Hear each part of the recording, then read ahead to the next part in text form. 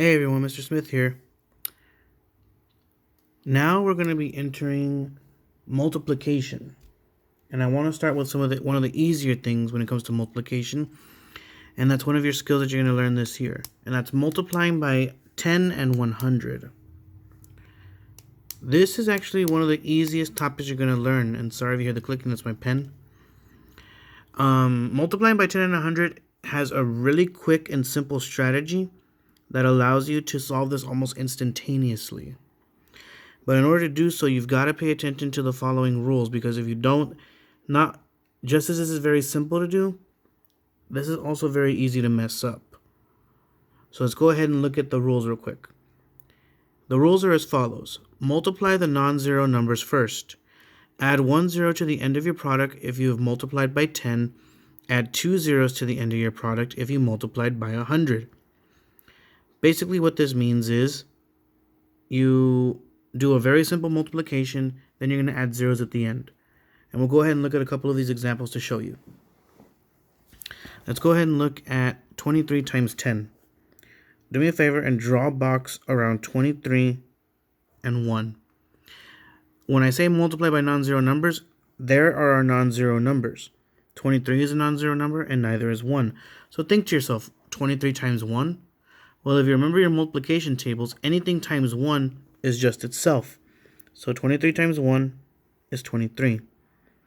I see 1 0 here, so that means I add 1 0. Just like I said, add 1 0 to the end of your product if you multiplied by 10. Since we multiplied by 10, add a 0 at the end. 1 0. So therefore, 23 times 10 will actually yield you 230.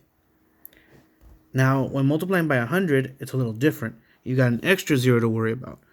But the process still follows as is.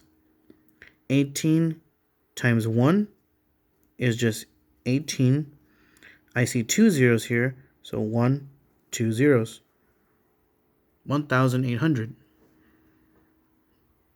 Fairly simple if you ask me. I'm going to go ahead and I'm going to let you do the last two right here by yourself real quick.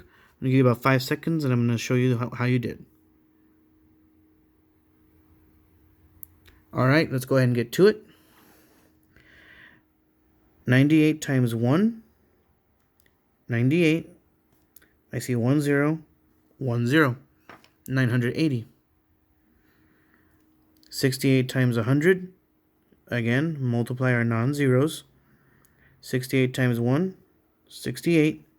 I have 2 zeros, 1, 2 zeros. 6,800. And that's multiplying by 10 and 100.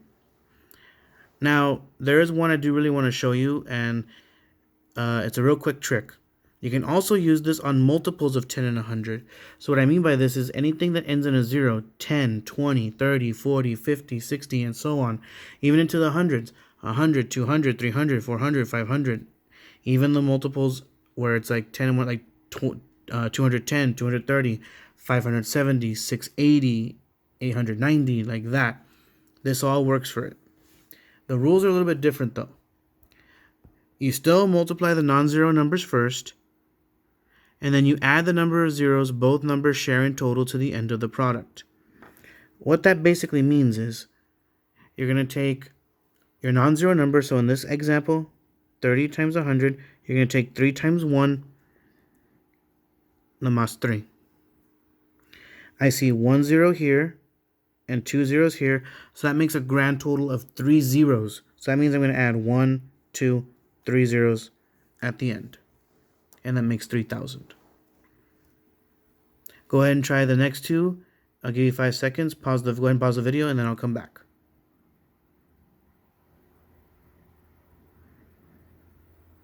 Alright, let's go ahead and get to these. 230 times 10. Well, I got 23 times 1, 23.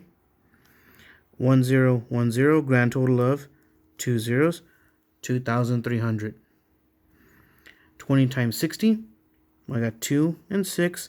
2 times 6 is 12. 1 0, 1 0 for a grand total of 2 zeros. And there it is. Easy multiplication if you can remember that strategy. Again, parents, if you have any questions, please contact me on Class Dojo or through my school email, which is found on my school's website. Thank you for your time. Enjoy the rest of your day.